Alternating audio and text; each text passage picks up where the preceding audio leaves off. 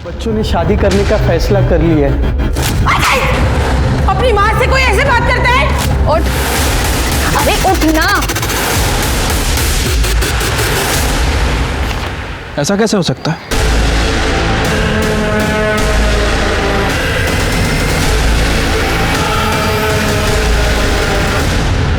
नमस्कार, आदाब।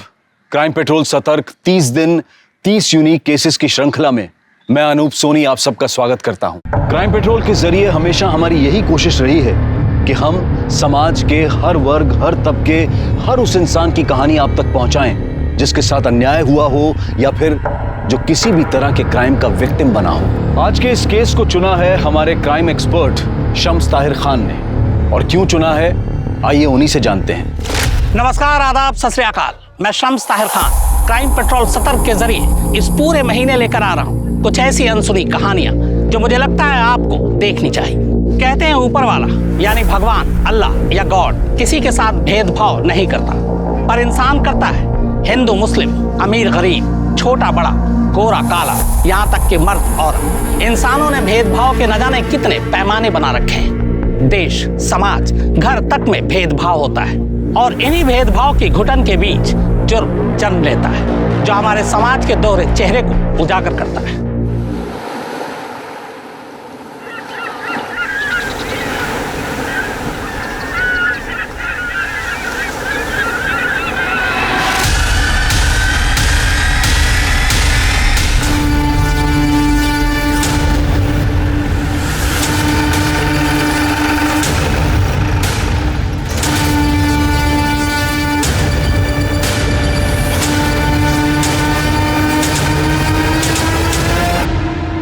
चेक करो।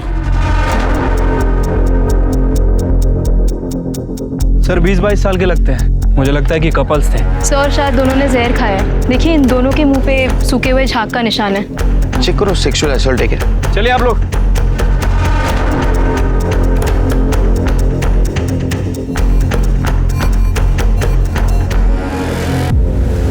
सर अंडरगारमेंट और प्राइवेट बॉडी पार्ट्स चेक किए। मरने से पहले लाश के साथ सेक्स हुआ है। सेक्स है रेप? सर एग्जैक्टली बता पाना मुश्किल है। ऐसे जगह अक्सर ये कपल्स ये सब कुछ करने आते हैं। मेकआउट हुआ होगा, बाद में सुसाइड कर लिया।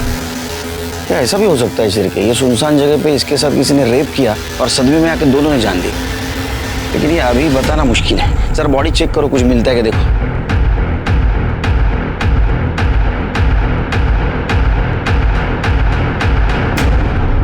सर ये 2 बॉटल्स मिली हैं। लगता है इसी बॉटल में जहर था सर। लेबल भी नहीं है इसके ऊपर ना। अरे सर आप ठीक है? हाँ ठीक है, ठीक है। और कितना स्ट्रॉन्ग है सर। 2 दिन से आपकी तबीयत खराब है सर, एक बार ब्लड टेस्ट करवा लेते हैं ना। नहीं, पहले ये इंपॉर्टेंट है, बाद में देखते ब्लड टेस्ट का। सर मैं काम करता हूँ, लैब टेक्नीशियन को बुलाता हूँ पुलिस स्टेशन, वही चेक कर लेगा। अरे तुम्हारे भाभी जैसा क्यों कर रहे हैं? पीछे क्यों पड़े मेरे? सर हमने पूरा एरिया चेक किया, फोन, आइडिया, पर्स, ऐसा कुछ भी नहीं मिला जिससे इन दोनों की पहचान हो सके। हो सकता है इनके घर वाले इनके रिश्ते से खुश नहीं थे, इसलिए इन्होंने सुसाइड किया। ये फिर इन्होंने इनकी आईडी क्यों छुपाई? तो इस लड़की की शक्ल देखकर लग रहा है कि मैंने इस लड़की को कहीं देखा है, लेकिन कहाँ देखा है कुछ याद नहीं आ रहा। सिर्फ बॉडी को पोस्टमार्टम के लिए भेज दो और फिंगरप्रिंट एनालिसिस के पास बोतल भेज देना और फॉरेंसिक टीम से पता करो उसमें कौन सा लिक्विड था, क्योंकि जब तक वो रिपोर्ट नहीं आएगी ये बताना बहुत मुश्किल है ये सुसाइड है या रेप।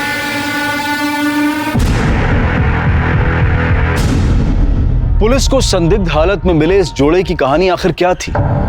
पीएसआई को ऐसा क्यों लग रहा था कि चेहरा देखा हुआ है? क्या वो वाकई से व्यक्तिगत तौर पर जानता था या फिर ये कोई मशहूर चेहरा था, कोई जानी मानी शक्ल थी? पुलिस पूरी ईमानदारी के साथ इस केस को हल करने में जुट गई, बिना इस आभास के कि इस केस का सच कितना खतरनाक साबित होने वाला था। समंदर किनारे मुर्दा पाए गए इस जोड़े की शिनाख्त फिलहाल पुलिस नहीं कर पाई है। हालांकि शुरुआती जांच के बाद ऐसा लगता है कि मामला खुदकुशी का है, लेकिन खुद क्राइम सीन ये सवाल खड़े कर रहा है कि क्या वाकई ये खुदकुशी है, क्योंकि खुदकुशी करने वाला शख्स अमूमन अपनी शिनाख्त नहीं छुपाता, बल्कि मरने से पहले वो मरने की वजह लिख कर मरता है। तो क्या इस लड़का और लड़की की मोबाइल, पर्स और आईडी कार्ड कोई चोर ले उड़ा?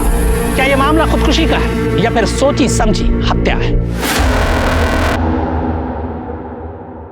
सर डीएनए की प्राइमरी रिपोर्ट से पता चला है कि लड़की की बॉडी में जो सीमेन मिला था उस लड़के का ही है। उसके बाद दोनों के बीच फिजिकल रिलेशन बना और दोनों ने जहर खा लिया। इसका मतलब हमारा अंदाज सही निकला, सुसाइड केस है।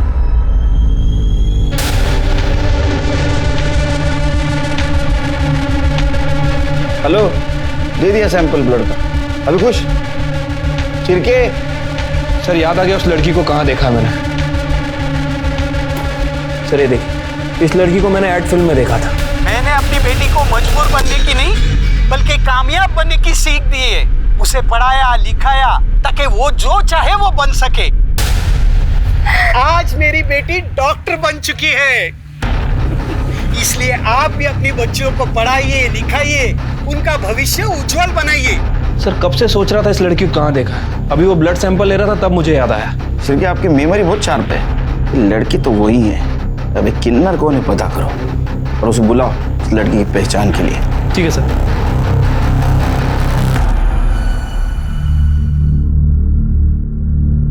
आइए। मैडम नमस्ते, मैं चंपा शिंदे। आप मेरे को इधर काहे को बुलाई? आप शिल्पा शिंदे को जानती हैं? हाँ, मेरी बच्ची है, वो 2 दिन से गायब है। मैं पुलिस स्टेशन में रिपोर्ट भी लिखाई। आइए दिखाइए। शिल्पा मेरी बच्ची। मैडम कैसे हुआ ये सब? कौन मारा इसे? अभी कुछ कह नहीं सकते।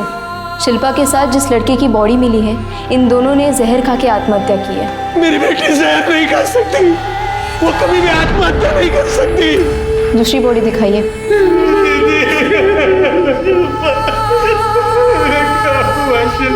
दीदी, अजीत, अजीत, अजीत मेरा बच्चा।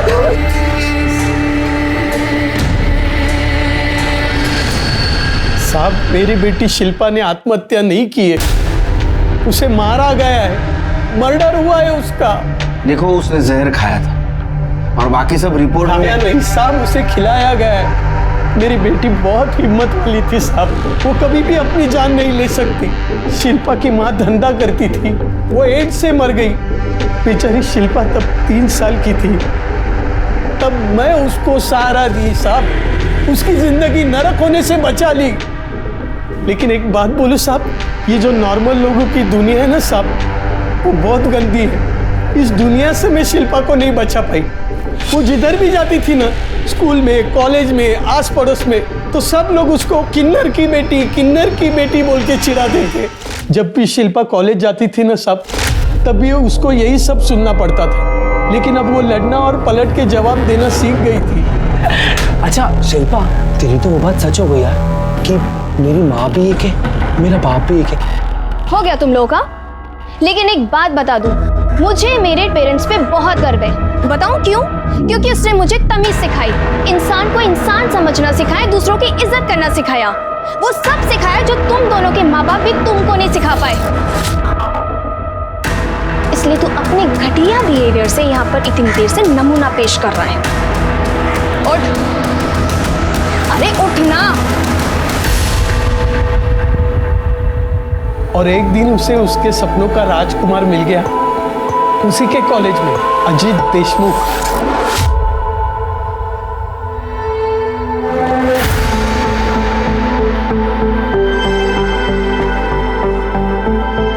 गाड़ी रोको, रुको। यही चाहते थे ना तुम? हाँ।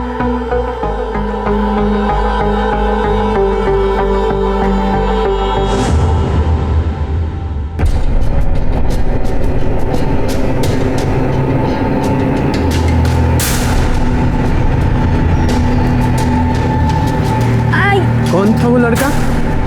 अरे बेटा तू बोल तो सही, वो पसंद है ना तुझको? अजीत अब हम लोगों के घर आने जाने लगा था। चलो बेटा शुरू करो। बेटा पहले भिंडी खाओ, मैंने अपने हाथों से बनाई है। भिंडी नहीं, भेंडी बनाती है तू। बेटा तुम कढ़ी खाओ।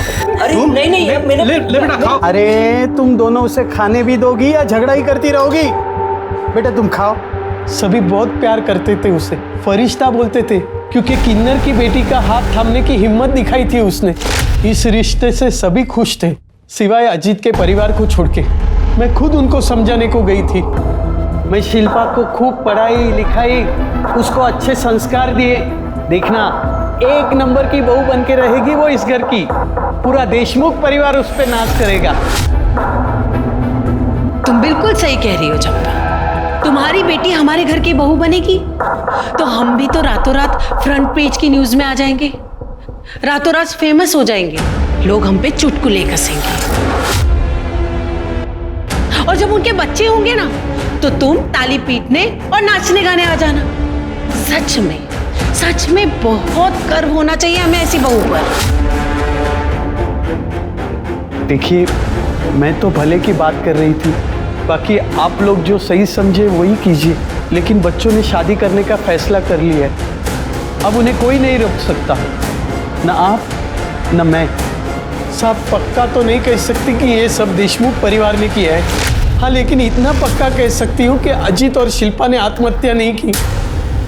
उन दोनों को मारा गया है साहब। उन दोनों के कातिलों को पकड़िए साहब, उसमें मेहरबानी करिए साहब, उन दोनों के कातिलों को पकड़िए।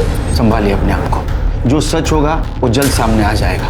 शिरके, चलो अजीत के इज्जतदार परिवार से मिलके आते हैं, देखते हैं उनका क्या कहना है। इसमें कहना क्या है इंस्पेक्टर साहब? आप ही बताइए, कौन एक किन्नर की बेटी को अपने घर की बहू बनाना चाहेगा? हमने अजीत को बहुत समझाने की कोशिश की, लेकिन वो सुनने को तैयार ही नहीं था। कि अजीत की दी हुई शय थी कि एक किन्नर की इतनी हिम्मत हुई क्या वो हमारे घर आके हमें समझा रहा था। तो उस किन्नर की हिम्मत हुई आपके घर आने की, लेकिन आप लोगों में बिल्कुल श्रद्धा नहीं कि अपने खोए हुए बेटे की मिसिंग कंप्लेंट करे पुलिस में जाके। सर, अजीत अक्सर शिल्पा के घर जाया करता था, तो कई दिन वही रहा करता था, तो हमें लगा कि वो वही होगा। चलो मान लो, आप लोगों को पता नहीं था कि वो मर चुका है, लेकिन हमने खुद आपको बोला कि वो मर गया। हम यहाँ खुद आपको बताने के लिए आए, फिर भी आप उसके आइडेंटिफिकेशन के लिए आने के लिए तैयार नहीं हो। मेरे पति की तबीयत ठीक नहीं रहती है, इसीलिए मैं अभी केशव को भेजती हूँ। केशव, मैं कैसे जा सकता हूँ? मुझे तो बिजनेस मीटिंग है। केशव। इंस्पेक्टर साहब, अब चलिए, मैं आता हूँ थोड़ी देर।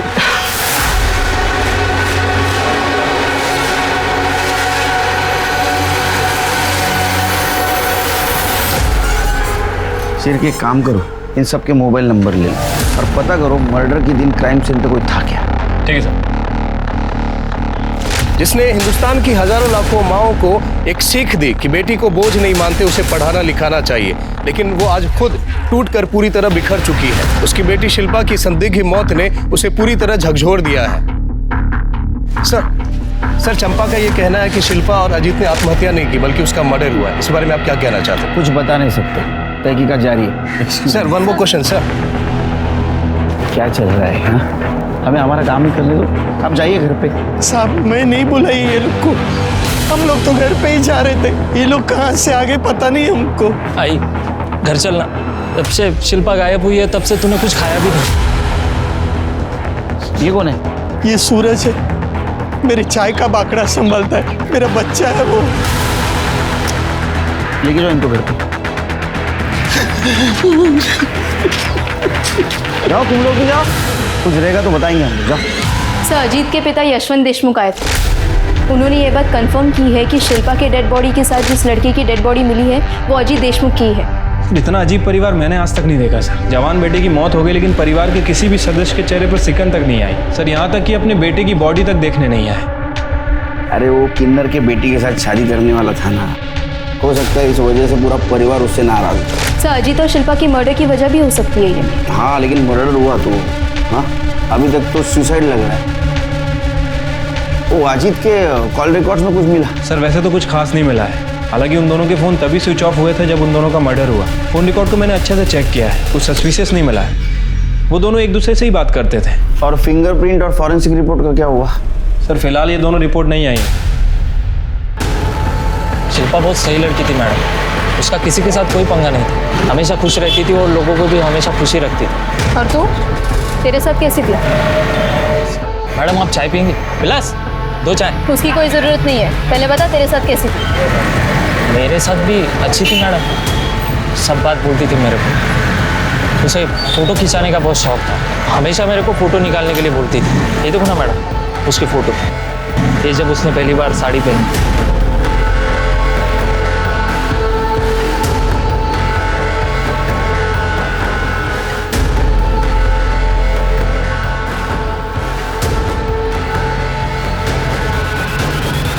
साहब। हाँ बोलो। साहब ये देशमुख फैमिली बहुत ही अजीब है साहब। अजीब मतलब क्या साहब, दिन भर लड़ाई झगड़ा रहता है इनके घर में। ये तो खुद भी एक दूसरे से अच्छे से बात तक नहीं करते। और उनका बेटा है ना अजीब, क्या बताऊं साहब, मैंने सुना है कि वो एक नंबर का दारूबाज है, नशेड़ी है, गंजेड़ी है। अभी कुछ दिन पहले अपनी माँ से खूब झगड़ा किया ना वो। किस बात पे झगड़ा हुआ था? साहब उसको लगता था कि उसकी माँ का ना वो कोई वैद है, उसके साथ लफड़ा चालू है। मैंने बताया ना आपको साहब, बहुत अजीब फैमिली। अरे उनके घर में कोई बीमार पड़ता है ना तो डॉक्टर थोड़ी ना आता है, वो वैद्य ही है, सत्यानंद, वही सबकी बीमारी का इलाज करता है। हाँ, अभी थोड़े दिन पहले मैं इस्त्री करे हुए कपड़े लेके गया था मालकिन को देने के लिए, तो दरवाज़ा खुला था साहब। तब मैं अंदर देखा, दोनों माँ बेटे में वैद्य को लेके खूब बुमा-बुम चालू था। जब आपकी तबीयत खराब है ही नहीं तो फिर आप हर दूसरे दिन उस वैद्य के पास क्या करने जाती मेरी हैं? तबीयत इसलिए ठीक है क्योंकि मैं वैद्य जी के पास जाती रहती हूँ। जब वैद्य जी यहाँ पर बाबा का इलाज करने आते हैं तब आप अपनी प्रॉब्लम्स नहीं बता सकती। मैं वैद्य जी के यहाँ अपनी तबीयत के हिसाब से जाऊंगी या तुम्हारी सहूलियत के हिसाब से? आई, बहाने देना बंद कर। मुझे ना सब पता है तेरे और उस वैद्य जी के बीच में ना क्या चल रहा है और क्या नहीं चल रहा। अजी, तुझे शर्म नहीं आती अपनी माँ पे इतना घटिया इल्जाम लगाते हुए? तो आपको शर्म आती है ऐसी घटिया हरकत करते हुए और उस वैद्य जी के साथ सोते हुए? तमीज, अपनी माँ से कोई ऐसे बात करता है? साहब सब जगह पूरी बात फैल गई थी कि मालकिन का चक्कर है वो वैद्य के साथ। पता नहीं उस किन्नर ने और उसकी बेटी ने क्या जादू कर दिया था मेरे बच्चे पर। मेरा बेटा बिल्कुल बदल गया था। पहले अच्छा था, हंसकर बातें करता था, हमारे साथ टाइम बिताता था, लेकिन जब से उस शिल्पा के चक्कर में पड़ा तब से घर वालों को कुछ समझता ही नहीं था। बात बात पे झगड़ा करता था। हमें पता चला है कि आपके बेटे का कहना था कि आपका और वैद्य सत्यानंद, आप दोनों का अफेयर चल रहा था। ये बिल्कुल झूठ बात है। पता नहीं ये बात उसके दिमाग में किसने डाल दी थी। मैंने उससे 1000 बार पूछने की कोशिश की लेकिन इस बात का कभी जवाब नहीं दिया उसने। और वो सत्यानंद जी, वो तो देव मानुस है, उनके बारे में तो ऐसा सोचना भी पाप। मैं आपको बता नहीं सकती कितनी तकलीफ होती थी अपने बेटे के मुंह से अपने बारे में ऐसी बातें सुनकर।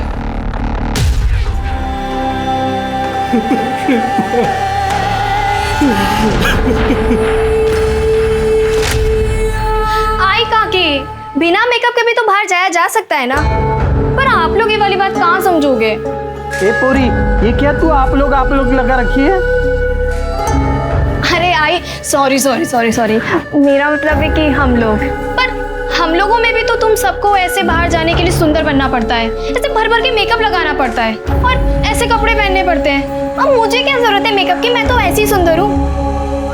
वैसे भी मन सुंदर होना चाहिए, और तन कम भी सुंदर हो तो चलता है। देखो तो दीदी क्या क्या बोल रही है, कितना भाव खा रही है।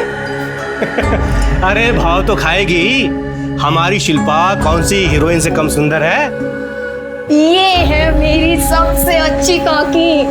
ऐसे ही खुश रहो। खा ले जितना भाव खाना है खा ले। जब 2-3 बच्चे पैदा कर लेगी ना तो मोटी हो जाएगी, तब पूछूंगी तेरे से मैं। बच्चे? मैं कोई बच्चे पैदा नहीं करने वाली। अरे मैं क्यों अपना फिकर खराब करूं? मैं जा रही, आप लोग नहीं समझोगे।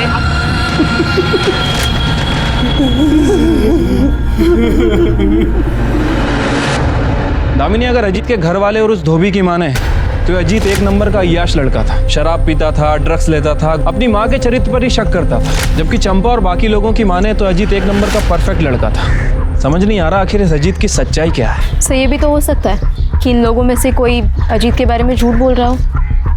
मैडम, ये पीएम रिपोर्ट। सर, इस डिटेल पोस्टमार्टम रिपोर्ट से ये बात कंफर्म हो रही है कि शिल्पा के साथ मर्डर से पहले रेप हुआ है।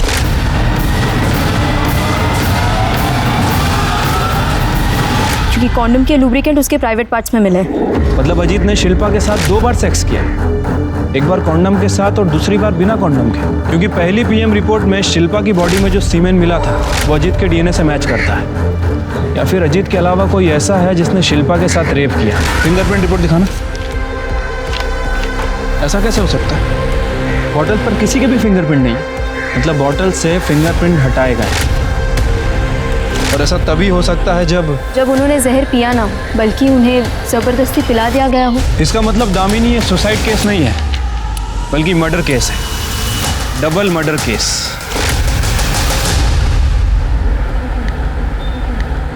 अरे आप लोग क्या समझेंगे कि एक माँ का कलेजा कैसे फटता है जब उसकी जवान बेटी को कोई मार डालता है। मुझे मालूम था मुझसे और मेरी बेटी से कई लोग जलते हैं। आज उन सब लोगों के कलेजे में ठंडक पड़ गई होगी। सर आप तो सिक लीव पे थे ना, रेस्ट चल रहा था आपका। काय का race, double murder case, tension का काम। चलो बंद करो ये। कटे बंद करो।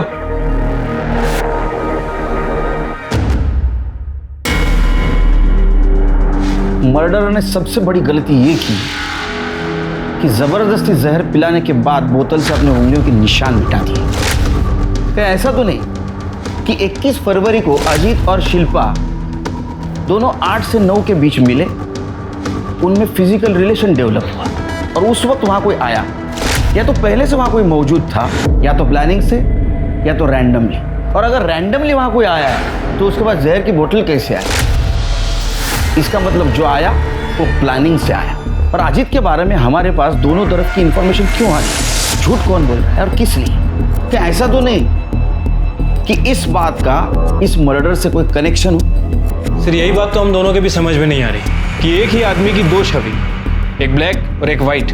या फिर ऐसा भी हो सकता है कि चंपा ने यह मर्डर किया, लेकिन अभी हमें दिखाने की कोशिश कर रही है अजीत बहुत अच्छा था, उसे हमें पसंद करती थी। या फिर अजीत वैसा ही था जैसा उसके घर वाले बताते। सर अगर ऐसा है तो फिर शिल्पा के साथ रेप और मर्डर क्यों हुआ? और अगर वाकई ऐसा है तो इस मर्डर में देशमुख फैमिली भी इन्वॉल्व है। पर सर देशमुख फैमिली अपने ही बेटे का मर्डर क्यों करवाएगी? वो सिर्फ शिल्पा का मर्डर करके छोड़ सकते थे। जरूरी नहीं दामिनी, क्योंकि सुहासिनी और बाकी लोगों के बयान के मुताबिक अजीत से वो सब परेशान थे।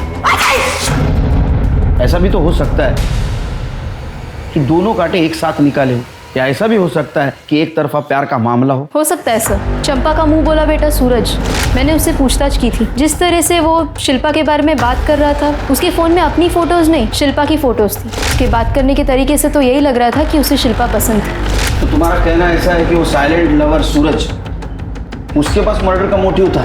Yes sir. हो सकता है शिल्पा से बदला लेने के लिए उसने उसका रेप किया। उसके बारे में इंफॉर्मेशन निकालो, आगे पीछे कौन है जरा पता करो, और मर्डर के दिन वो कहाँ था ये भी पता करो। Yes sir. दामिनी 4 चम्मच शक्कर वाली चाय बोलना। अरे सर आपका शुगर वैसे ही थी। चुप बैठ, मुझे कुछ नहीं हुआ। जब तक मैं शक्कर वाली चाय पीता नहीं मेरा दिमाग नहीं चलता है, समझा ना? 4 चम्मच शक्कर वाली चाय।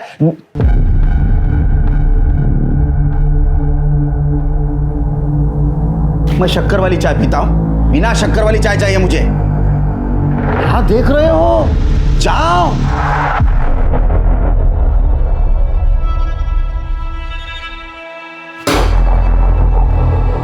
करेले का जूस तुम्हारे लिए, और शिरके ये आज ही खत्म होना चाहिए।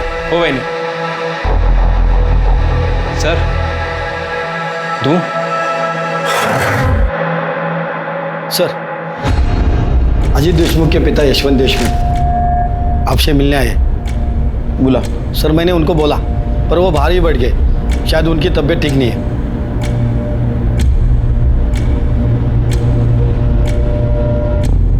कैसे हैं आप? इंस्पेक्टर साहब, मैं पूछने आया हूँ मेरे अजीत को किसने मारा? हम पता लगाने की कोशिश कर रहे हैं, जल्दी पता चल जाए। जल्दी पता लगाइए। मैं जानना चाहता हूँ मेरे इतने शरीफ बेटे को किसने मारा और क्यों? शरीफ, आप लोगों का ये तो कहना था कि वो अय्याश था। उसे कोई बुरी आदत नहीं थी, ईमानदार था, नेक था, सबकी इज्जत, सबकी इज्जत। हॉस्पिटल संभालो। मेरी बेटी का कातिल चैन से नहीं जी पाएगा, नहीं जी पाएगा वो शिल्पा।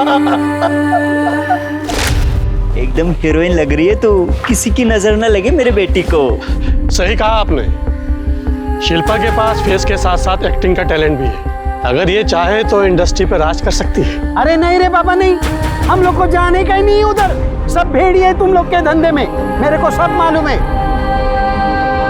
आज मेरी बेटी डॉक्टर बन चुकी है, इसलिए आप भी अपनी बच्चियों को पढ़ाइए लिखाइए, उनका भविष्य उज्जवल बनाइए। जब उनका भविष्य उज्जवल बनेगा तो वो आगे बढ़ेगी और साथ साथ हमारा देश भी आगे बढ़ेगा।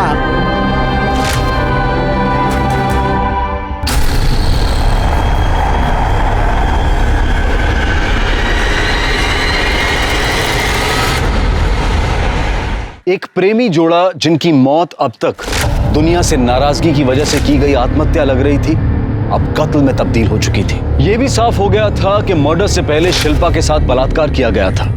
पुलिस के पास सस्पेक्ट तो कई थे, लेकिन सबूत किसी के भी खिलाफ नहीं था। मीडिया भी इस पर अपनी नजर बनाए हुए था और तभी यशवंत को हॉस्पिटल भेजने से पुलिस को एक उम्मीद मिली। यशवंत की ब्लड रिपोर्ट में एक ऐसा सच सामने आया जिससे यह पता चला कि उसे किसी ऐसी जड़ी बूटी का सेवन करवाया जा रहा था जो धीमे जहर की तरह काम कर रही थी, जिसकी वजह से वो कमजोर था, बीमार था और मौत की तरफ बढ़ रहा था। इस जड़ी बूटी की इतनी गहरी जानकारी सिर्फ एक इंसान को हो सकती थी और वो था देशमुख परिवार का वैद्य सत्यानंद। सब मारना मत। बताओ वैद्य बुआ बताओ। सर वो दवा के नाम पे जो जड़ी बूटी मैं यशवंत को देता हूँ वो धीरे धीरे जहर का काम करती है और उसी की वजह से यशवंत बीमार रहता है। पर लेकिन ऐसी जड़ी बूटी क्यों देता था उसको? सर वो मैं अरे मैं क्या बोल। देख पढ़े लिखे इंसान पे मैं हाथ नहीं उठा था, लेकिन ये शिरके ये किसी के ऊपर भी हाथ उठा सकता है और उसने हाथ उठाया ना तो कितना भी जख्म होने दे कोई मरहम काम नहीं आएगा। बोलेगा शिरके तू बोल। नहीं सर सब बताता हूँ मैं। बोल। मेरा और सुहासिनी का अफेयर चल रहा है, तो हमने तय कर लिया कि हम यशवंत को कमजोर बना देंगे, धीरे धीरे जहर देकर मार देंगे ताकि हमारा रिश्ता बना रहे और हमारे ऊपर कोई शक ना करे। का म्हातार चढ़ लागला कि तुला? मतलब ये अफवाह नहीं थी, ये सच था कि तुम्हारा अफेयर चल रहा है और ये बात अजीत को पता चली। सर एक दिन मैं और सुहासिनी घर पे थे और घर में कोई नहीं था तो आई वो मेरा बैग।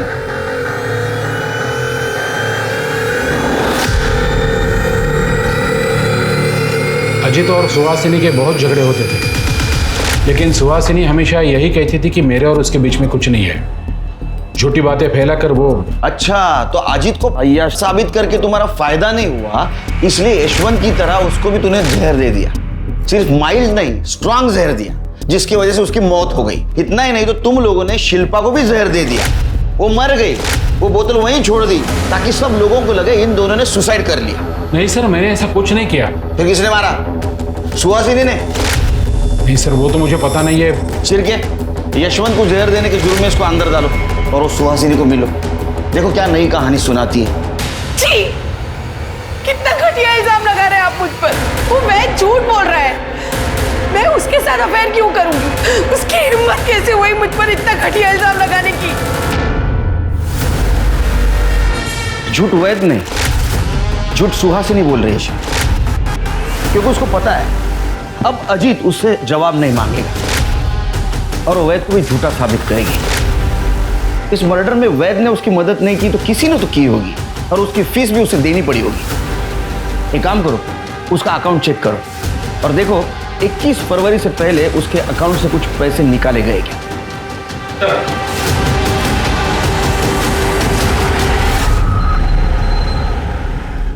सर सुहासिनी ने अकाउंट से पैसे निकाले नहीं है, बल्कि 20 फरवरी को 1 लाख रुपए ट्रांसफर किए। किसके अकाउंट में? सासू माँ ने पैसे ट्रांसफर किए थे 1 लाख रुपए, लेकिन मैंने उनको वापस कर दिए थे। अच्छा हाँ, तो जमाई और सासू माँ ट्रांसफर खेल रहे थे। हाँ? उसने 1 लाख रुपए क्यों दिए तुझे? उन्होंने वो अजीत और शिल्पा को मारने के लिए सुपारी के लिए दिए थे, लेकिन साहब मैंने नहीं मारा उनको, मैंने पैसे वापस कर दिए। आप चाहे तो मेरा मोबाइल लोकेशन कहाँ गया था, किसको मिला था, सब चेक कर सकते हैं। मैंने कुछ नहीं किया साहब, मैंने किसी को नहीं मारा। झूठ बोल रहा है तो तूने और तेरे सासू ने सुहासिनी ने मिलकर ही मारा उन दोनों को। नहीं साहब, मैंने सही में पैसे वापस कर दिए, मैंने किसी को नहीं मारा साहब, मैंने कुछ नहीं किया। चलो मान लेते, तुम सच बोल रहे हो। केशव क्यों झूठ बोल रहा है? क्योंकि वो एक नंबर का कमीना और कामचोर है, घर जवाई बनकर बैठा है। उसके खर्चे, कपड़ा, खाना पीना सबके पैसे मैं देती हूँ। इससे भी उसे शांति नहीं मिली। अब वो मुझे जेल भिजवाकर मेरी सारी जायदाद हड़पना चाहता है।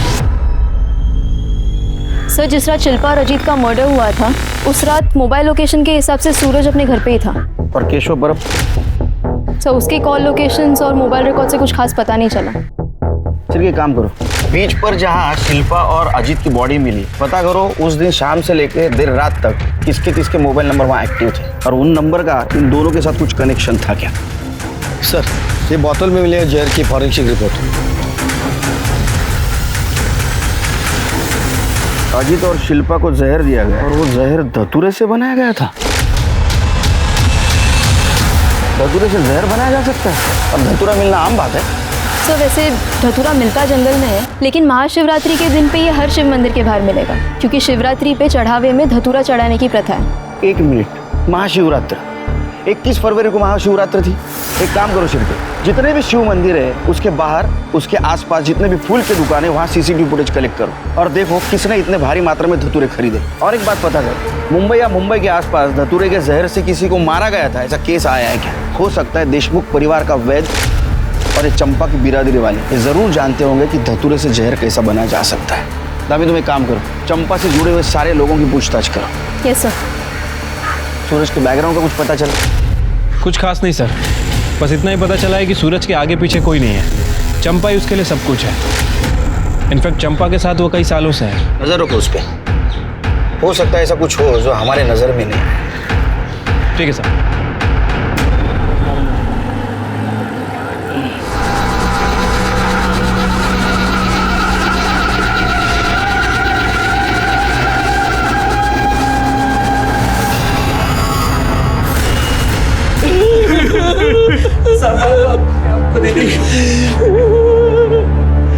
मार डाला, मेरे दोनों बच्चों को मार डाला। एक माँ की चीख पुकार है जिसने अपने 2 बच्चे एक के बाद एक खो दिए। अगर पुलिस शिल्पा और अजीत के कातिल को ढूंढ निकालती तो क्या सूरज जिंदा होता? क्या सूरज की हत्या को भी इसी कड़ी की साजिश माने? कैसे पुलिस की लापरवाही समझे? आखिर पुलिस कर क्या रही है? ये एक माँ की चीख पुकार है जिसने एक एक कर अपने दोनों बच्चों को खो दिया। पुलिस अगर शिल्पा और अजीत के कातिल को ढूंढ निकालती तो क्या पता सूरज जिंदा होता। क्या सूरज की मौत इस कड़ी का कोई हिस्सा है, या फिर सूरज शिल्पा और अजीत के कातिल को जान चुका था और इसीलिए उसकी जान चली गई? पुलिस की नजर में सूरज इस मर्डर में सस्पेक्ट था, फिर उसकी मौत पुलिस की कार्रवाई पर भी सवाल या निशान लगाती है कि आखिर पुलिस कर क्या रही है। पुलिस ये सोचकर हैरान थी कि क्या चंपा की बिरादरी में भी कोई ऐसा था जो इस रिश्ते के खिलाफ था। इस जानकारी को हासिल करने के लिए पुलिस ने खबरियों का जाल बिछाया, और जो खबर सामने आई वो हैरान कर देने वाली थी। ठीक से बैठो।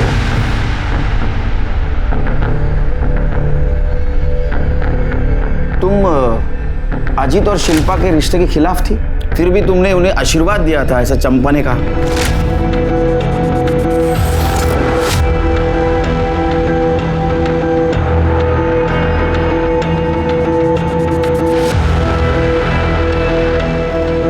इसे हमारा आशीर्वाद समझ के पी जाओ। हमारी दुआओं से तुम फर्श से अर्श तक पहुंच जाओगे, जीवन में बहुत तरक्की करोगे, बहुत बड़ा नाम होगा तुम्हारा, और हमारी बिरादरी तुम्हारे साथ होगी। लो, पी लो।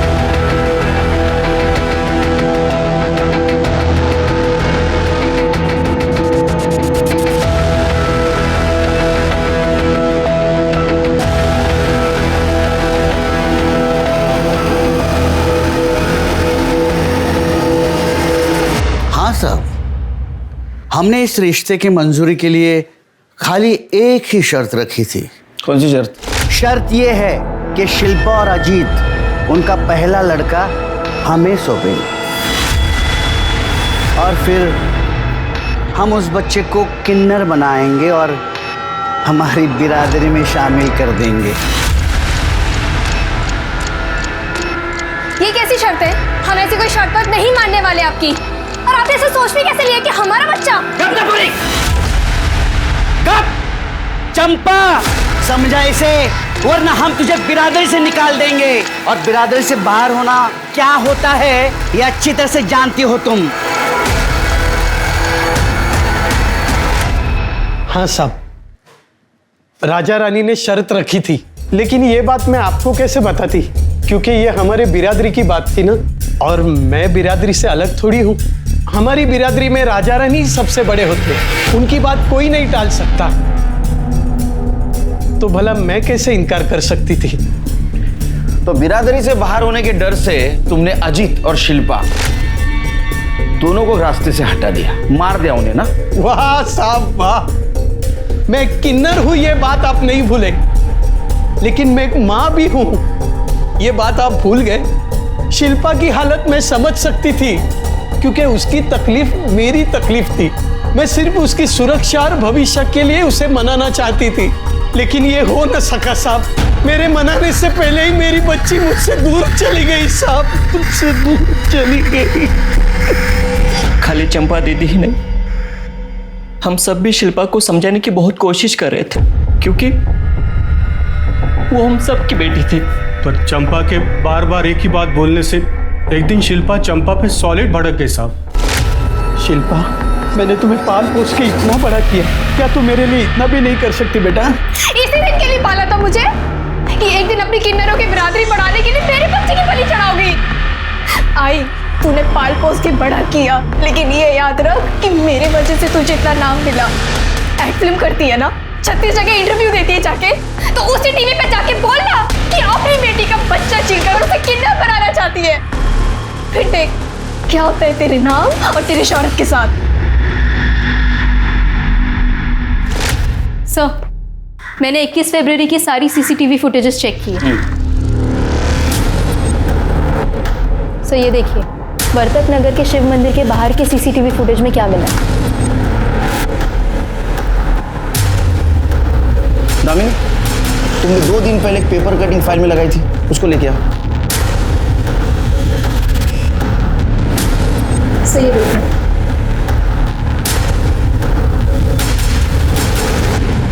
शिरके, देखो लग तो यही रहा है ना? हाँ सर, दिख तो यही रहा है, बट सिर्फ फुटेज के बेस पर साबित कैसे करेंगे? 21 फरवरी का इसका मोबाइल लोकेशन निकालो। फिंगरप्रिंट मिटाने के गलती के साथ साथ इसने और एक गलती की होगी, मोबाइल साथ में लेके जाने की। सर, पिछले साल चेंबूर में धतूरे की जहर की वजह से एक की मौत हुई थी, उस केस की ये फाइल। मरने वाले का नाम आशा था और वो किन्नर था, और उसके रूममेट को सस्पेक्ट बना के रखा था पुलिस वालों ने, लेकिन कुछ सबूत नहीं मिला तो उसको छोड़ दिया। मरने वाले के रूममेट का नाम देख रहे हो, बुलाओ उसे, उसका धतूरा हम बनाएंगे।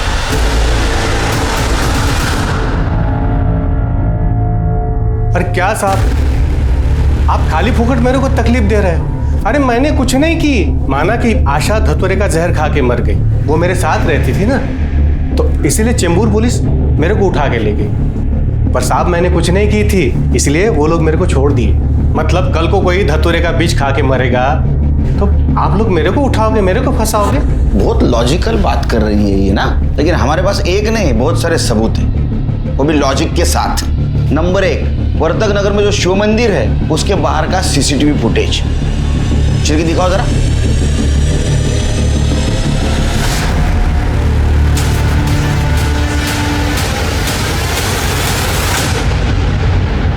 नंबर 2, जिस दिन शिल्पा और अजित का मर्डर हुआ उस दिन की तेरी मोबाइल लोकेशन वहीं की है। अब बोलेगा?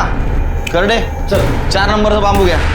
सर मैं सब सच बताती, मेरे को मालूम था शिल्पा और अजीत गुपचुप किधर मिलते हैं।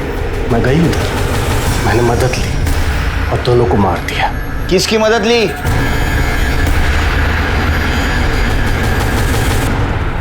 सर, दिन में धतूरे से जहर बनाने में मदद की और रात को पुष्पा दीदी के साथ समुंदर किनारे में गए। जब हम दोनों उधर गए तो दोनों लगे पड़े थे। शिल्पा चंपा को महान बनाई थी, इसीलिए शिल्पा को मैं अपनी आंखों से मरते देखना चाहती थी। दीदी अब सब्र नहीं हो पा रहा। चुप, रुक जा 2 मिनट।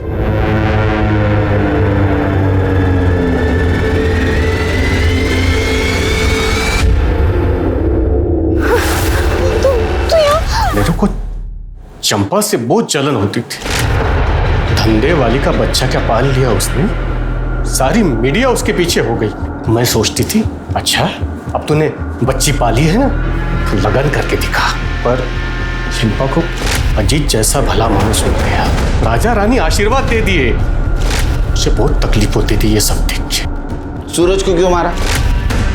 वो मैं टीवी पे प्रोग्राम देख रही थी, चंपा का कोस रही थी उसको। ऐसा इसमें क्या है, मैं यहाँ ऐसे चढ़ रही है। एक दिन तेरे को भी मैं शिल्पा की तरह मारूंगी।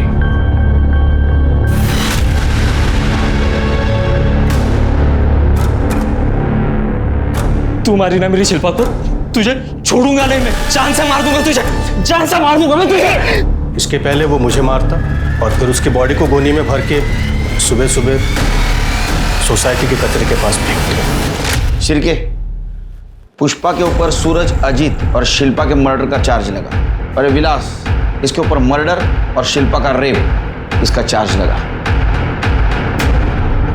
चंपा ने एक किन्नर होने के बावजूद जिंदगी जीने का अपना एक अलग तरीका बनाया।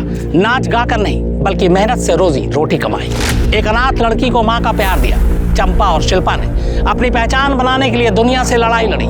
इस लड़ाई ने उन्हें शोहरत और नाम दोनों बख्शा, यहाँ तक कि लोगों को सोचने पर मजबूर कर दिया एक समुदाय की परेशानी के बारे में। मगर यही शोहरत उनकी दुश्मन बन बैठी। उसकी अपनी साथी पुष्पा ने उनकी जिंदगी उजाड़ दी। अगर नफरत को पालने की बजाय प्यार को जगह दें तो इंसानियत भी बची रहेगी और इंसान भी। देखते हैं हमारे आज के एपिसोड की दूसरी कहानी।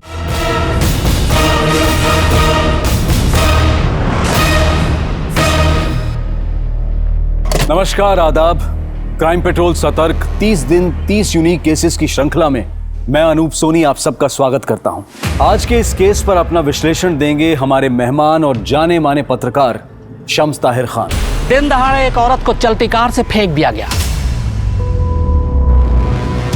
ऐसी खबरें सुनकर अक्सर कई लोग ये सोचते हैं कि शायद मामला कार चोरी का हो। कुछ ये कहकर दिलासा दे देते हैं कि चलो कम से कम औरत की जान तो बच गई। मगर कई केस में ऐसा होता है कि जो बाहर से दिखता है वो अंदर नहीं होता। आज के केस में जुर्म की ये वो कहानी है जिसमें एक विक्टिम को पूरी साजिश के तहत मार दिया जाता है। ये केस इतना चुनौतीपूर्ण है कि गुरुग्राम पुलिस को सुलझाना वाकई किसी चुनौती से कम नहीं। अरे नहीं मैडम, मेकअप नहीं, फेशियल और मैनिक्योर भी करवाना है। एक रिक्वेस्ट है, 40 मिनट में हो जाएगा सर? हाँ हो जाएगा।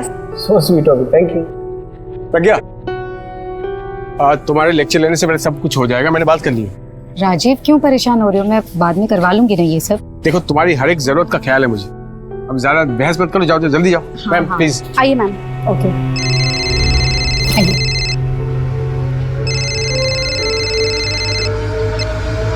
हेलो।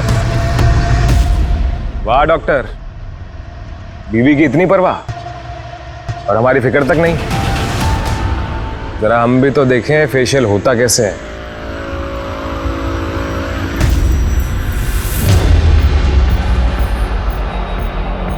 दीपक प्लीज देख प्रज्ञा का मूड मत खराब कर रहा है, ठीक है?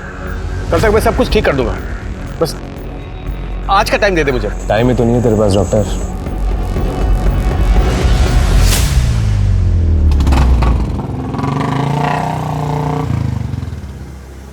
क्या क्या घूर रहा है बे? क्या दिख रहा है? सुट्टा देना यार। राजीव, सिगरेट? तुम सिगरेट तो टेंशन में होते तब पीते हो ना? हाँ तो टेंशन तो होगी ना, क्यों इतनी खूबसूरत तो दिख रही हो तुम। कुछ भी।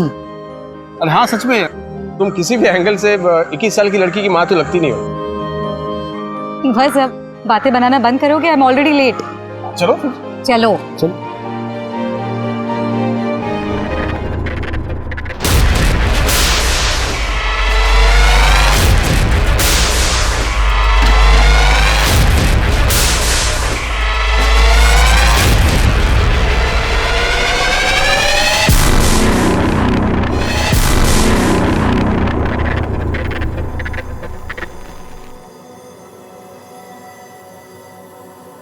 राजीव, हाँ कहाँ हो? अरे ये हाँ हाँ डैडी ने सरप्राइज हॉलिडे प्लान किया है, वो भी आपकी फेवरेट जगह मनाली। क्या? मनाली? राजीव, पॉसिबल नहीं हो पाएगा मेरे लिए मनाली का ट्रिप। एग्जाम्स लेने हैं कॉलेज में। हाँ, टिकट ऑलरेडी बुकड है डार्लिंग। देखो तुम अपना पैकिंग शुरू करो, हमने तो कर लिया है, मैं अभी आया, ठीक है? हाँ जी, ये क्या चल रहा है ये सब? प्रज्ञा, ये टाइम मैंने अपने परिवार के लिए निकाला है। तुम्हारे हर सवालों का जवाब मैं रास्ते में दूंगा, ठीक है? तुम अपना पैकिंग तो शुरू करो, मैं एक काम करता हूँ, शर्मा मार्ट जाके कुछ सामान लेकर आता हूँ, ठीक है?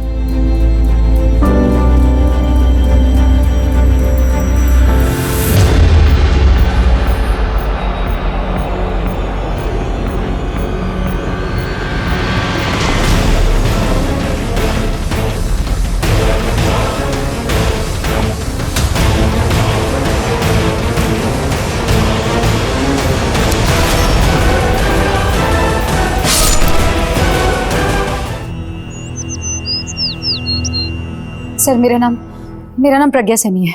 मेरे हस्बैंड राजीव कल रात से घर नहीं लौटे हैं। सर, शर्मा मार्ट बोल कर निकले थे, उसके बाद बहुत बार फोन ट्राई किया लेकिन फोन बंद आ रहा है। और हम सब कल मनाली जाने वाले थे, फिर अचानक से कहाँ चले जाएंगे? अलका, शर्मा मार्ट का सीसीटीवी चेक करो, पता करो कि राजीव वहाँ पहुंचा भी था या नहीं। सर, आप लोग मनाली क्यों जाने वाले? नहीं, इस वक्त वहाँ मौसम काफी खराब। डैडी का सरप्राइज प्लान था कि वो फैमिली के साथ टाइम बिताएंगे। राजीव के किसी के साथ कोई दुश्मनी या फिर आपको किसी पर कोई शक? डैडी होम्योपैथिक डॉक्टर है, उनके तो नेचर में ही है ना लोगों की हेल्प करना। उनका कभी किसी के साथ झगड़ा नहीं हुआ।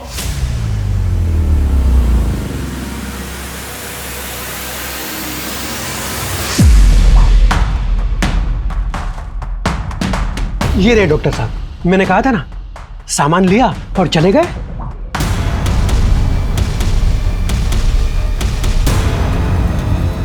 ये फोन किसका आया था?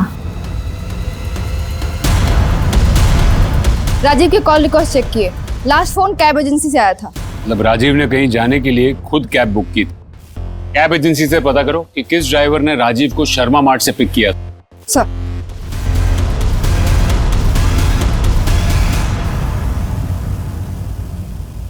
कैब ड्राइवर मिलने के बाद ही पता चलेगा कि उसने राजीव को कहाँ ड्रॉप किया है। और अगर आपको कोई आइडिया हो कि वो कहाँ जा सकते हैं?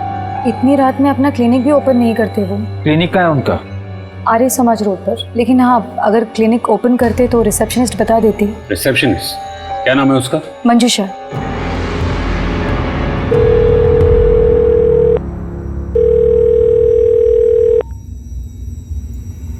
आज माँ तुम्हारे बारे में पुलिस को बताने वाली थी, मैंने रोक दिया। पर ज्यादा दिन नहीं रोक पाऊंगी। तुम्हारी भलाई इसमें कि तुम मुझसे बात करो।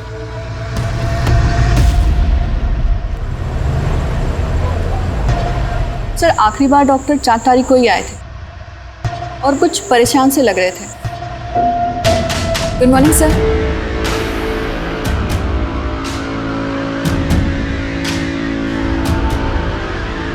सर, बहुत देर तक गेट नहीं खोला तो मैं अंदर चली गई चेक करने, पर वहां पे डॉक्टर साहब तो कुछ और ही। सर, क्या है? बिना परमिशन के अंदर कैसे आ गए तुम? हाँ, गेट आउट। सर, बीवी और बेटी तो राजीव की अच्छाई का गुण गा रहे हैं और उनकी रिसेप्शन तो कुछ अलग ही कहानी बोल रही। 4 तारीख को राजीव की जिंदगी में ऐसा कुछ हुआ जिससे वो काफी डर चुका होगा। तो मनाली कोई हॉलिडे नहीं, अपने परिवार को शहर से बाहर ले जाने का एक बहाना था बस। और सर, प्रज्ञा ने कहा कि ब्यूटी पार्लर से आने के बाद से राजीव का मूड ऑफ था। 40 मिनट तक राजीव पार्लर के बाहर था। पता करो कि उस पार्लर के आसपास 40 मिनटों में राजीव के साथ हुआ क्या। और हाँ, उसका क्लिनिक भी अच्छे से चेक करो, आखिर वो इस हालत में अपने कैबिन में कर क्या रहा था। जी सर।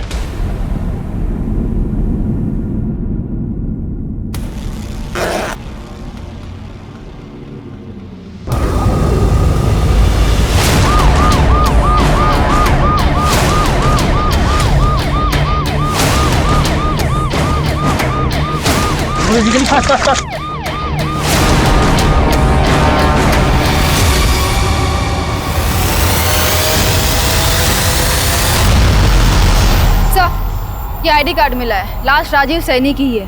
किसी धारदार हथियार से मार के फेंका गया है। अरे मम्मी की तबीयत खराब है, आज फुटबॉल मैच खेलने नहीं आ पाऊंगा। मम्मी, आज का मैच कैंसिल हो गया।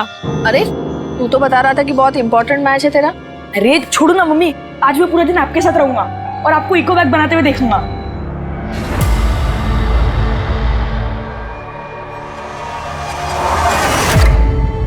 राजीव, राजीव, राजीव,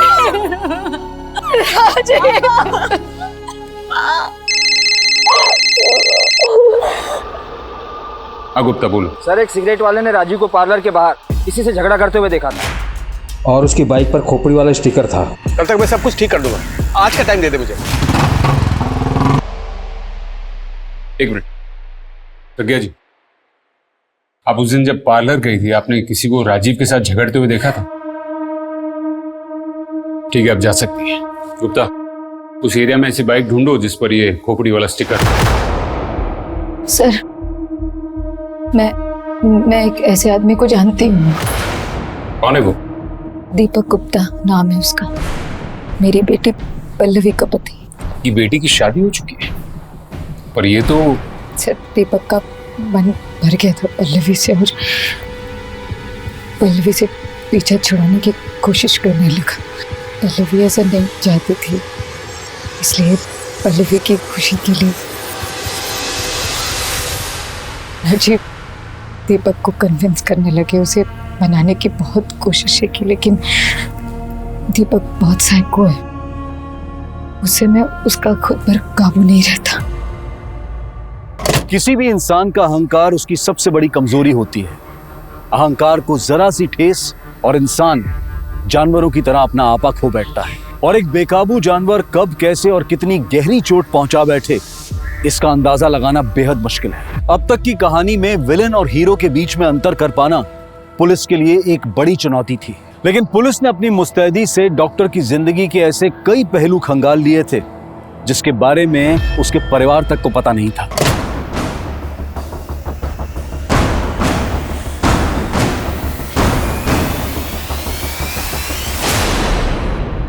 लगता है भाग गई। दीपक की फोटो सारे पुलिस स्टेशन में भेज दो।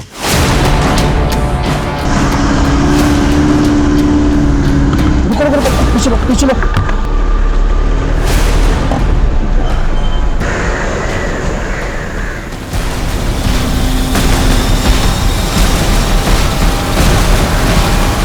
उस शॉप वाले ने काली बाइक पर ऐसी खोपड़ी का स्टिकर है, ऐसे ही बताया था ना?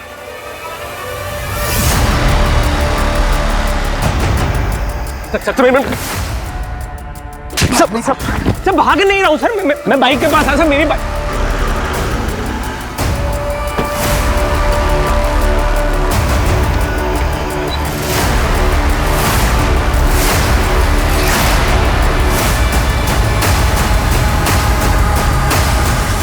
अपनी पत्नी से पीछा छुड़ाने के लिए तूने उसके बाप को ही मार दिया। पल्लवी ने कहा ना आपसे, झूठी है सर एक नंबर की।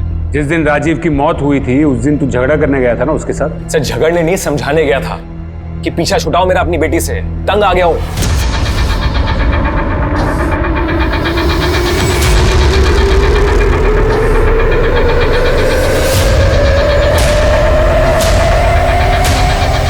सर पल्लवी चाहती थी कि मैं हर चीज उसके डैडी की कॉपी करूं।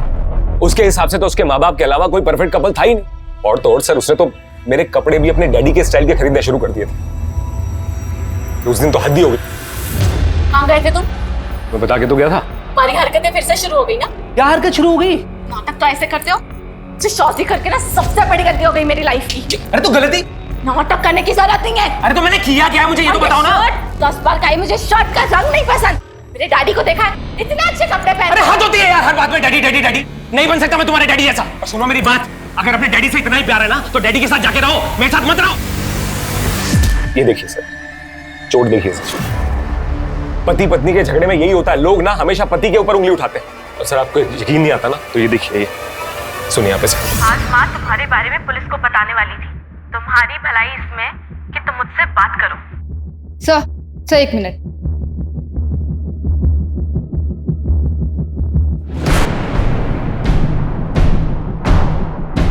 सर इसमें मगरमच्छ के दांत, गेंडे की सींग और सांप की खाल, और सर पता नहीं क्या क्या है। ये ऐसी चीजें रखना तो इलीगल है। लेकिन सर ये सारी चीजें उसने कहीं ना कहीं से तो खरीदी होगी। ऐसे इलीगल चीजें बेचने वाले खतरनाक ही होते।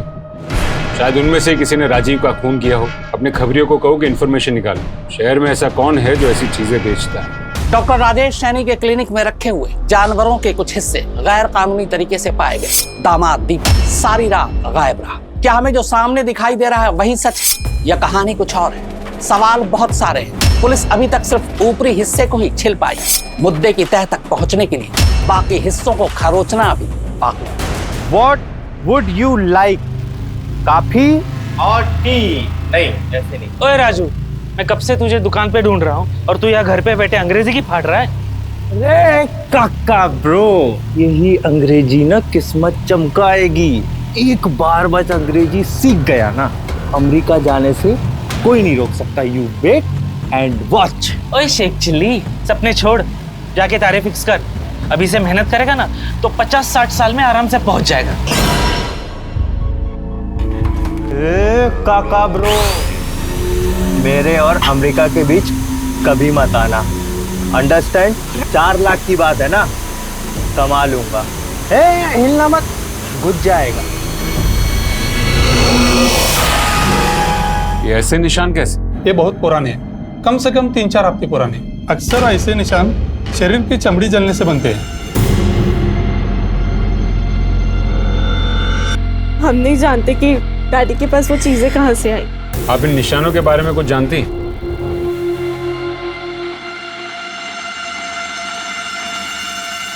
इन चीजों के बारे में मुझे कभी कुछ नहीं बताया। बताया तो बहुत कुछ नहीं था आप लोगों से। जैसे इस घर के बाहर राजीव की एक अलग दुनिया था। मैडम, आपका पार्सल। ले जाओ इसे वापस, नहीं चाहिए ये। अब जिसके लिए मंगवाया था ये इस दुनिया में नहीं रहे।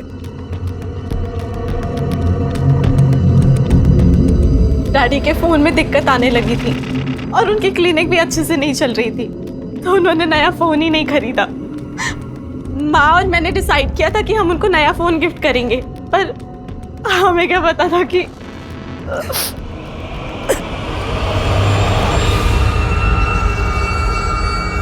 राजीव ने जो कैब ली थी शर्मा मार्ट के बाहर से, वो ट्रेस हो गई है सर। 4 तारीख की रात को शर्मा मार्ट के बाहर से तुमने इसे पिक किया था?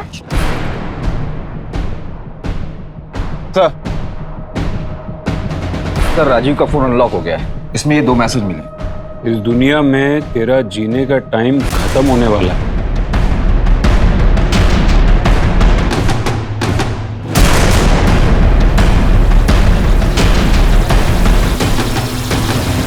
मैडम, उसको उस दिन इधर ही उतारा था, फिर वो सीधा उस तरफ चला गया। सर नंबर सेव नहीं है, फिर भी ट्रैकिंग पे डाल दिया है। मारने की धमकी दी, फिर भी राजीव ने पुलिस कंप्लेन नहीं की।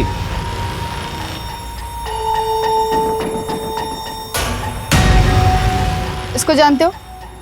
ये तो राजीव भाई है।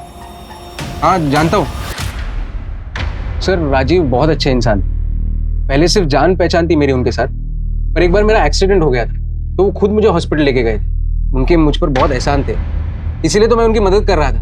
कैसी मदद?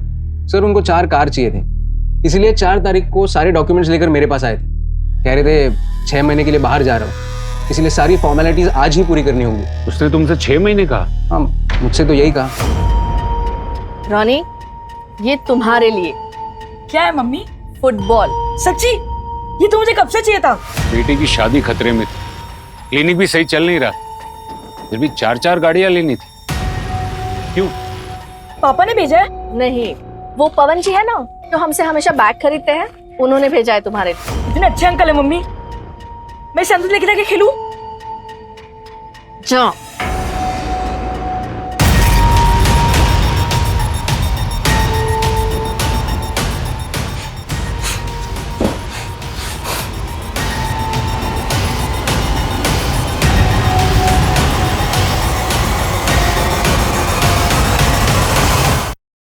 सर जिस नंबर से राजीव को धमकी वाला मैसेज मिला था, उस नंबर का लोकेशन ट्रेस हो गया है।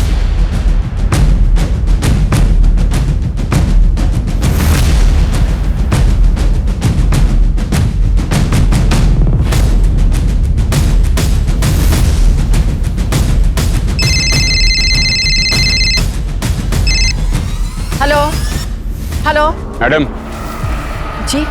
राजीव सैनी को जानती हैं आप? राजीव सैनी? डॉक्टर साहब, उनके घर तो मैं झाड़ू पोछा करती हूँ। साहब, मुझे तो फोन उठाना और काटना आता है, बस ये मैसेज मैं नहीं जानती। तुम्हारा फोन तुम्हारे अलावा कोई और इस्तेमाल करता है? जी, घर में एक पोता है ना, कभी कभी वो फोन उठा लेता है।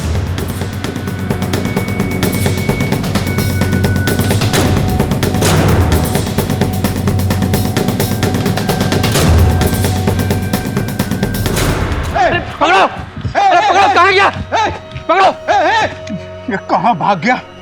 हर बार घपला करता है। एक तो पुराना कनेक्शन खराब करता है और उसी को ठीक करवाने का दुगना पैसा लेता है। छोड़ेंगे नहीं उसको। चलो चलो चलो चलो। अरे साहब, दादी को कुछ याद थोड़ी रहता है, वो तो कुछ भी बड़बड़ाती रहती है। अरे गुप्ता, ये किसको लेके आए? ये बेचारा तो मासूम है। क्या कर रहा था? थाने में बैठ के होशियारी। फोन में क्या कर रहा था? Video delete.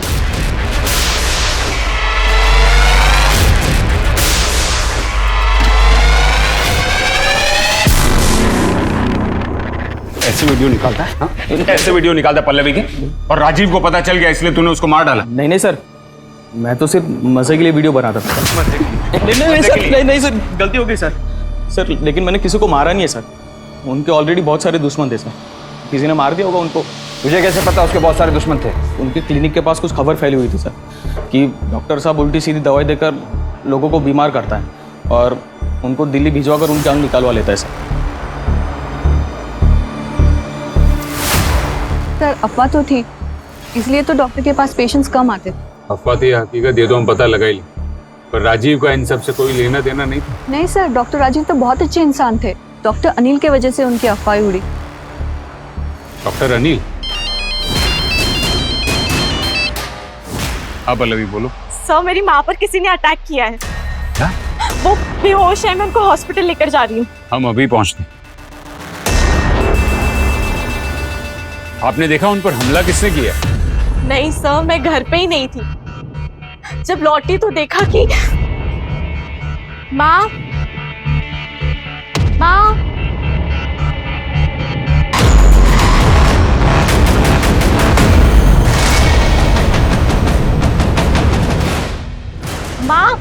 कौन है ये लोग?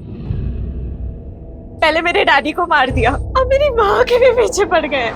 आपको क्या लगता है किसने किया होगा आपकी माँ के साथ? और कौन? दीपक नहीं किया होगा ये सब।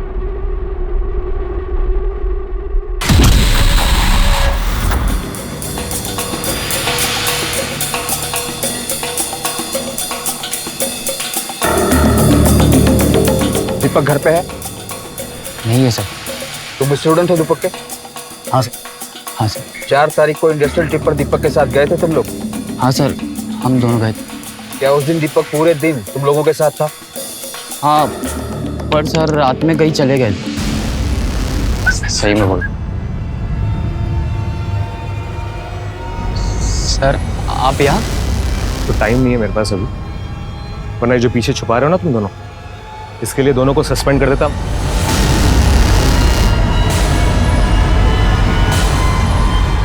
रिवॉल्वर परफ्यूम था उनके हाथ में। बॉटल से लग रहा था कि वो लेडीज परफ्यूम है। पता नहीं सर किससे मिलने गए थे। पहला ऑर्डर तो 2 दिन में ही बिक गया। मार्केट में बहुत डिमांड है आपके इको फ्रेंडली बैग्स की।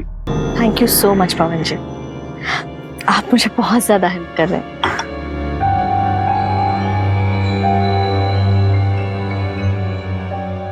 वो नए डिजाइन से वो सारा स्टॉक दिखा देती हूँ मैं आपको।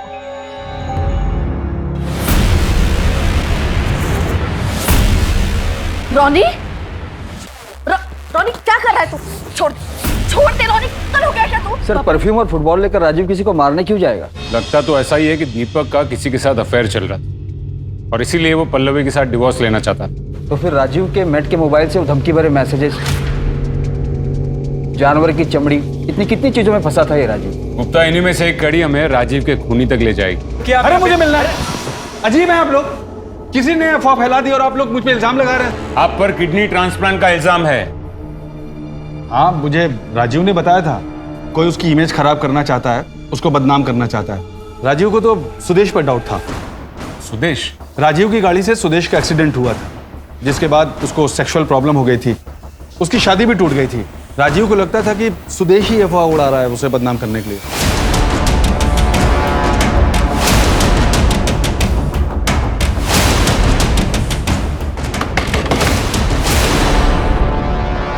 जी?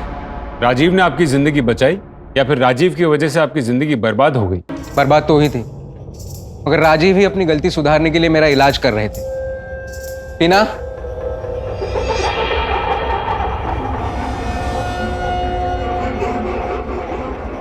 इसके साथ मेरी अगले महीने सगाई है।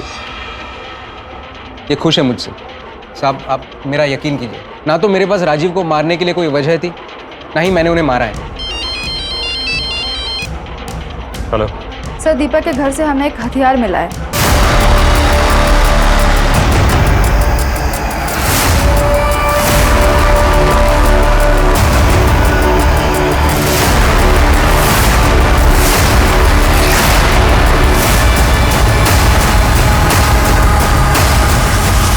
सर, फॉरेंसिक ने कंफर्म किया है जो चाकू हमें दीपक के घर से मिला था उसी से राजीव का मर्डर हुआ है।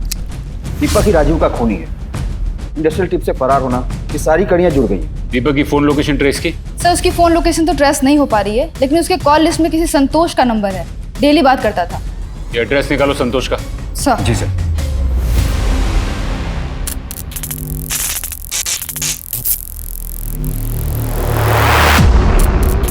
राजू, तुझे कितनी बार मना किया, तू फिर शुरू हो गया। ए मेरी जान, यही तो असली नशा है। मैं 200 नहीं लेता, मैं 500 लेता, 1000 भी नहीं लेता और ना कभी लूंगा। मुझे तो पावर पसंद है, और असली पावर मुझे तुझसे मिलती है।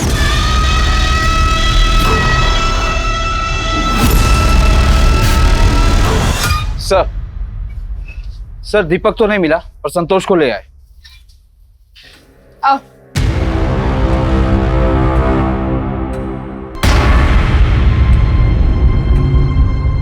दीपक को कैसे जानती हैं आप? एक दोस्त की पार्टी में मिला था, तब से जानती हूँ। दीपक पर अपने ही ससुर को मारने का इल्जाम, और उसके कॉल रिकॉर्ड्स देखकर हमें यह पता चला कि वो तुमसे बहुत करीब। क्या चल रहा था तुम दोनों के बीच? तुमसे पूछ रहा हूँ, क्या चल रहा था तुम दोनों के बीच? सर, वो अपनी पत्नी से तंग था और मैं अपने पति से। हम कब करीब आए कुछ पता ही नहीं चला। पर सर, मैंने कुछ नहीं किया, मेरा इससे कोई लेना देना नहीं है। 4 तारीख की रात को दीपक तुम्हारे साथ था? हाँ, मेरे पति टूर पे गए हुए थे, तो वो मेरे घर ही आ गया। वो पूरी रात मेरे साथ ही था। इस वक्त दीपक कहाँ छुपा होगा, कुछ पता है?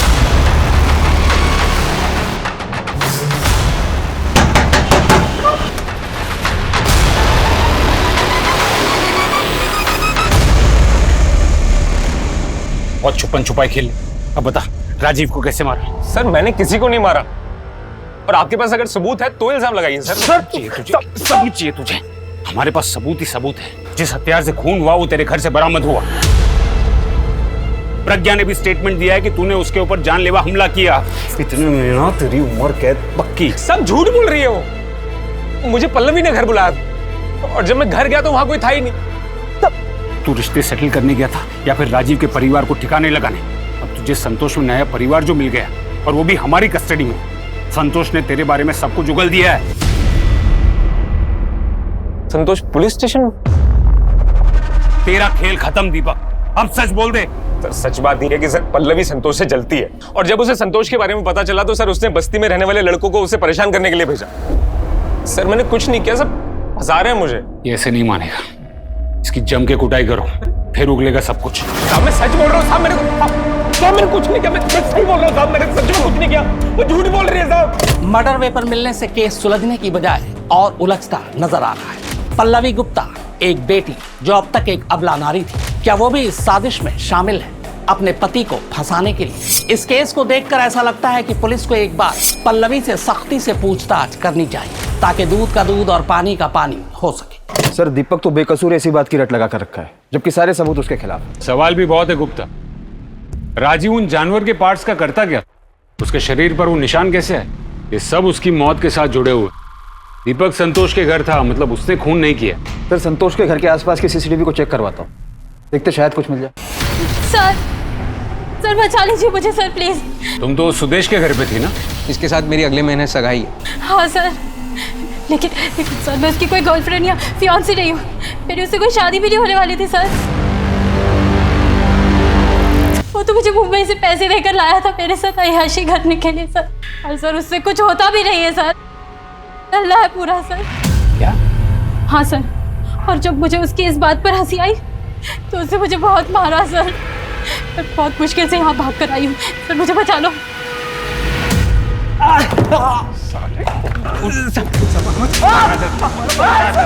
पुलिस से सच बोलना साले।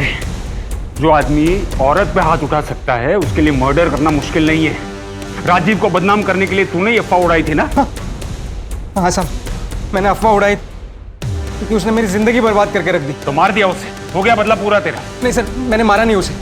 राजीव ने कहा था कि मेरी बीमारी का होम्योपैथी में इलाज है, मगरमच्छ के दांत।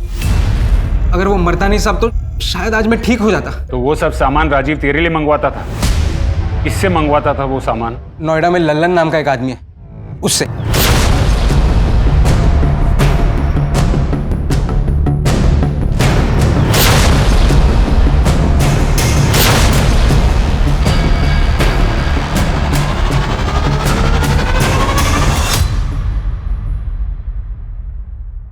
रॉनी, आज के बाद तुम्हें किसी भी चीज की जरूरत हो तो तुम सीधे आके मुझे बोलो। सर आपको तो पता ही है लीगल काम से पैसा कहाँ बनता है, इसीलिए तो इनलीगल करना पड़ता है सर। वैसे भी जानवरों की बहुत डिमांड है मार्केट में। तू राजीव को कब से जानता था और वो ये सब तेरे से कब से खरीदता था? सब राजीव जी से तो पुराना कनेक्शन है अपना। वो अपनी गर्लफ्रेंड के साथ आते थे कभी कभी मेरे फार्म हाउस में रुकने के लिए रात में। गर्लफ्रेंड? तू जानता है उसकी गर्लफ्रेंड को? हाँ सर, मंजू नाम है उसका। बहुत समय से उसको मिला नहीं हूँ, देखा नहीं हूँ, लेकिन हुलिया तो बता ही सकता हूँ। प्रज्ञा जी, 15 साल पहले राजीव का किसी मंजू नाम की औरत से अफेयर था, क्या आप जानती है उसे? जी, राजीव से जब मैं मिली थी तब उनका डिवोर्स हो चुका था, और फिर मैंने उनके पास्ट के बारे में जानना जरूरी नहीं समझा। मतलब राजीव की और आपकी दूसरी शादी हुई थी? पल्लवी मेरी ही बेटी है, लेकिन राजीव से वो अपने सगे बाप जैसा ही प्यार करती है।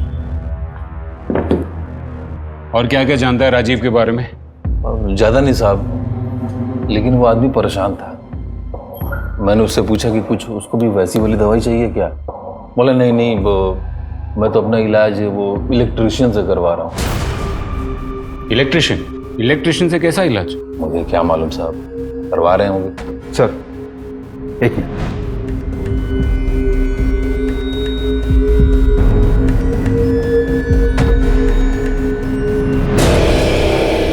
डॉक्टर राजीव के फोन में किसी राजू इलेक्ट्रिशियन का फोन आया था 3-4 बार। ट्रैक करो ये राजू को और नोएडा पुलिस में कांटेक्ट करो, पता करो कि मंजू के बारे में कोई इंफॉर्मेशन मिलती है या नहीं। राइट। हर इंसान की जिंदगी में राज होते हैं, किसी की जिंदगी में कुछ कम तो किसी की जिंदगी में ज्यादा। और ये राज होते ही ऐसे हैं जो जब तक अंधेरे की गहराई में छिपे रहें तब तक सब कुछ ठीक है, लेकिन अगर किसी को इसकी भनक लग जाए तो ये लावे की तरह फट पड़ता है और फिर कई जिंदगियां इस राज में राख की तरह खाक हो जाती हैं। और ऐसे ही एक राज का लावा डॉक्टर की मौत से फट गया, जिसने उसकी जिंदगी की ऐसी परतें खोल दी जिन्हें समेट पाना पुलिस के लिए एक बहुत बड़ी चुनौती बन गया। कई लोगों से ढूंढ रहे हैं मैडम, ये घर है उसका। नॉक करो।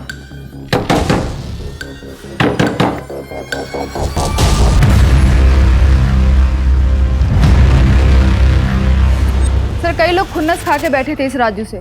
विदेश जाने के लिए पैसों की धांधली करता था।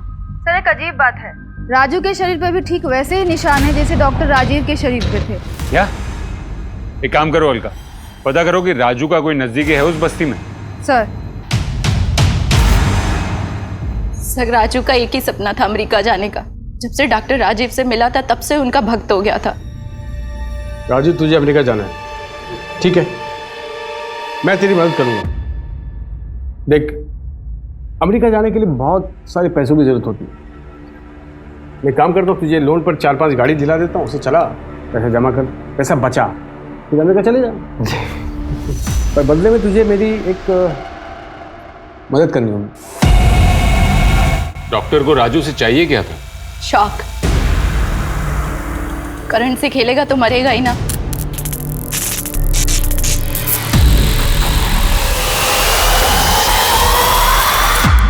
डॉक्टर राजीव का मानना था कि ऐसे बिजली के झटकों से बदन चुस्त तंदुरुस्त रहता है। मतलब डॉक्टर राजीव के शरीर पर जो निशान थे वो इलेक्ट्रिसिटी के थे? सर राजीव अपने क्लिनिक में भी यही कर रहा था, कपड़े उतार के, जब मंजूषा ने उसे देखा था। सर क्या है? मेरे राजू को भी उसने आदत लगा दी थी। डॉक्टर राजीव के मरने के बाद उसका अमेरिका जाने का सपना टूट गया था, इसीलिए वो टेंशन में खुद को दिन में 3-4 बार झटके देता था।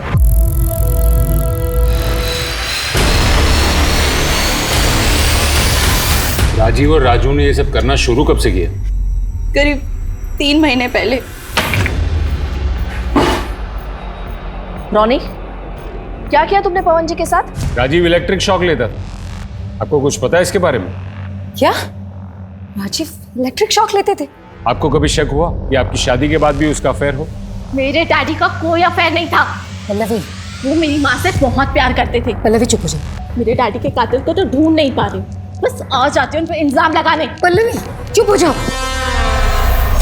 लगता नहीं है कि प्रज्ञा और पल्लवी को राजीव के बारे में कुछ भी पता हो। नोएडा पुलिस में तुमने पूछा, मंजू के बारे में कुछ पता चला?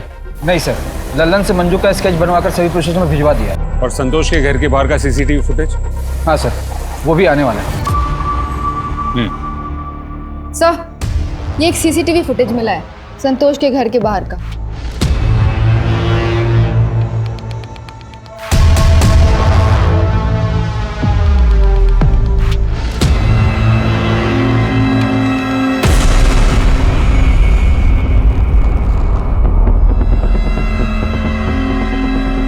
सर मैं सच कह रहा हूं, मैंने कुछ नहीं किया।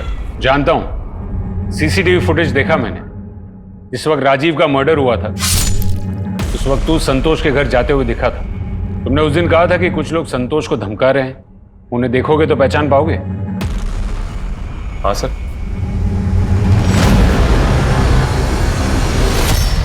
हाँ सर, इनको तो मैं अच्छे से जानता हूं। आपने जो फोटो भेजी थी उससे मिलती जुलती एक औरत और उसका बेटा आया था 2 दिन पहले थाने, लेकिन उनका नाम मंजू नहीं सुनिंदा है। गुड न्यूज है पल्लवी, तुम्हारे डैडी के हथियारों का पता चल चुका है।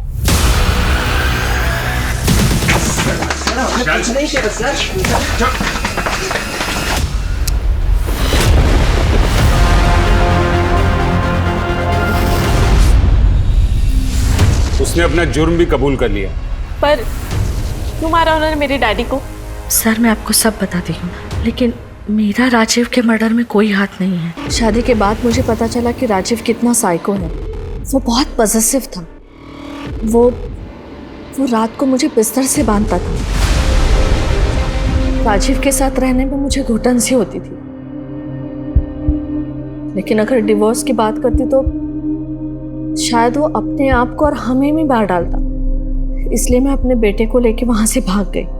मेरे बेटे रॉनी को अभी भी ऐसे लगता है कि उसके पापा आएंगे। तो इसीलिए आपने अपना नाम मंजू से सुनंदा रख लिया, ताकि राजीव आपको ढूंढ ना पाए। 3-4 महीनों पहले कोई औरत आई थी मेरे घर पे। राजीव के बारे में कई सवाल पूछ रही थी। क्या नाम था उसका? आप तो जानती होंगी उस औरत का नाम। वो सुनंदा से मिलने गई थी। विक्रांत और आयान, आपके कॉलेज स्टूडेंट, अपना खर्चा निकालने के लिए वो गाड़ियां चुरा कर उन्हें बेचते थे। एक दिन पकड़े गए, आपने उन्हें बचा लिया, जेल नहीं जाने दिया, ताकि आप बाद में उनका इस्तेमाल कर सकें। ये क्या बोल रहे हो आप लोग? मेरी माँ स्कूल की प्रिंसिपल है, वो ऐसा ये सब कुछ नहीं कर सकती। आपकी माँ को आपके पति दीपक के अफेयर के बारे में पता था, और इसीलिए उन्होंने विक्रांत और आयान से कहकर संतोष को धमकी दिलवाई। शर्म लाना चाहते तेरी आंखों में। और उसकी गाड़ी लेकर चले गए, और वो वही गाड़ी थी जो आपके डैडी के खून में इस्तेमाल हुई।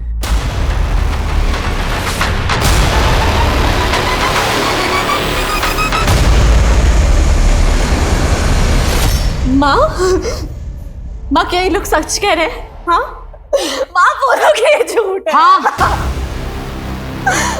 मैंने किया ये सब। ये जो कुछ कह रहे हैं सच कह रहे हैं। मैंने विक्रांत और अयान को भेजकर तुम्हारे डैडी का मर्डर करवाया, और वो चाकू भी दीपक के घर मैंने ही रखवाया था ताकि दीपक फंस जाए।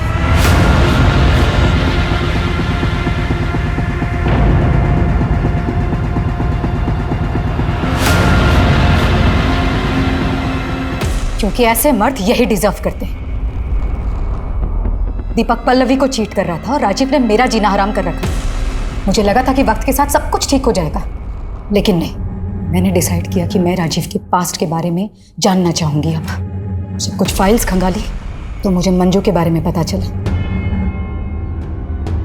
मंजू से मुलाकात करने के बाद मुझे यह रियलाइज हुआ कि राजीव कभी नहीं बदलने वाला।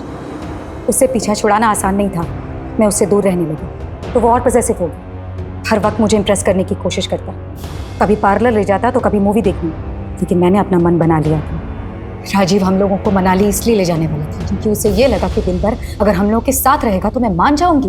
मैंने तभी डिसाइड कर लिया मुझे राजीव के साथ क्या करना है। नहीं, आज ही ठिकाने लगाना होगा उन्हें। कुछ भी करके उनका पीछा करो और मौका मिलते ही ठिकाने लगाओ।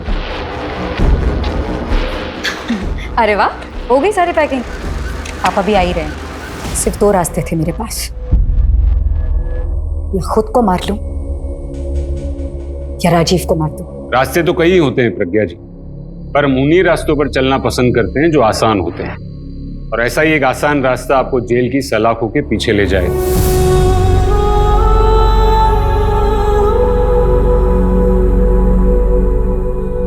आजादी की लड़ाई में हिंदुस्तान की मिसाल पूरी दुनिया में दी जाती है। गांधी जी के आदर्शों को स्कूल और कॉलेज में पढ़ाया जाता है, मगर फिर ऐसा क्या है कि हम गांधी जी के आदर्शों को भूलकर हिंसा का रास्ता अपना लेते हैं।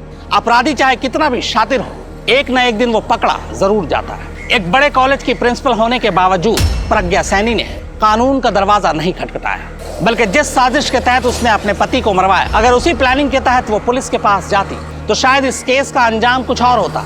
तो उसके लिए भी और उसकी बेटी के लिए भी डर महसूस करना या पीड़ित होना जायज हो सकता है, लेकिन कानून को अपने हाथ में लेना कहीं से सही नहीं ठहराया जा सकता। आज वो जेल की चारदीवारी के पीछे बैठी यही सोच रही होगी कि काश उसने ये रास्ता न चुना होता। अगर आपको भी जिंदगी में कभी कोई आसान रास्ता मिले तो चलने से पहले सोच लीजिएगा कि कहीं ये रास्ता कानून के खिलाफ तो नहीं जाता। अब मैं अनूप सोनी आपसे विदा लेता हूं। फिर मुलाकात होगी क्राइम पेट्रोल सतर्क में एक और नए केस के साथ और उस पर हमारे एक्सपर्ट के विश्लेषण के साथ। जय हिंद। इस तरह के और भी एपिसोड देखने के लिए हमारे चैनल को सब्सक्राइब करें और बेल आइकन दबाना ना भूलें।